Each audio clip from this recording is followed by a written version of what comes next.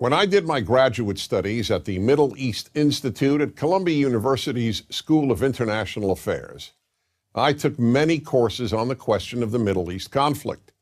Semester after semester, we studied the Middle East conflict as if it was the most complex conflict in the world, when in fact, it is probably the easiest conflict in the world to explain. It may be the hardest to solve, but it is the easiest to explain. In a nutshell, it's this.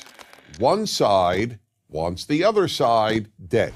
Israel wants to exist as a Jewish state and to live in peace. Israel also recognizes the right of Palestinians to have their own state and to live in peace. The problem, however, is that most Palestinians and many other Muslims and Arabs do not recognize the right of the Jewish state of Israel to exist.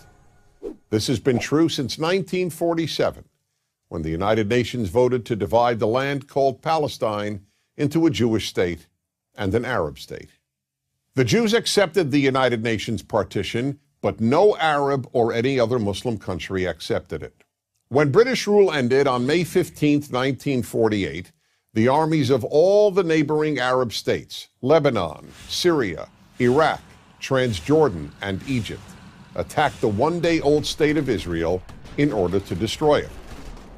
But to the world's surprise, the little Jewish state survived. Then it happened again.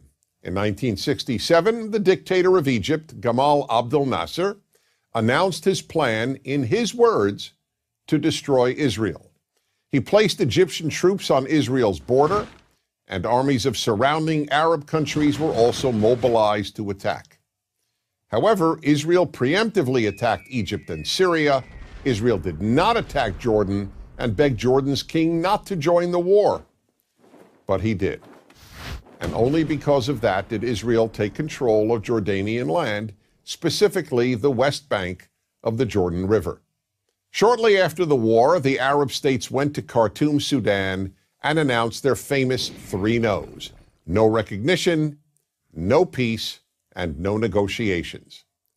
What was Israel supposed to do? Well, one thing Israel did a little more than a decade later in 1978 was to give the entire Sinai Peninsula, an area of land bigger than Israel itself and with oil, back to Egypt, because Egypt, under new leadership, signed a peace agreement with Israel. So Israel gave land for the promise of peace with Egypt, and it has always been willing to do the same thing with the Palestinians. All the Palestinians have ever had to do is recognize Israel as a Jewish state and promise to live in peace with it. But when Israel has proposed trading land for peace, as it did in 2000, when it agreed to give the Palestinians a sovereign state in more than 95% of the West Bank and all of Gaza, the Palestinian leadership rejected the offer and instead responded by sending waves of suicide terrorists into Israel. Meanwhile, Palestinian radio, television, and school curricula remain filled with glorification of terrorists, demonization of Jews, and the daily repeated message that Israel should cease to exist. So it's not hard to explain the Middle East dispute. One side wants the other dead.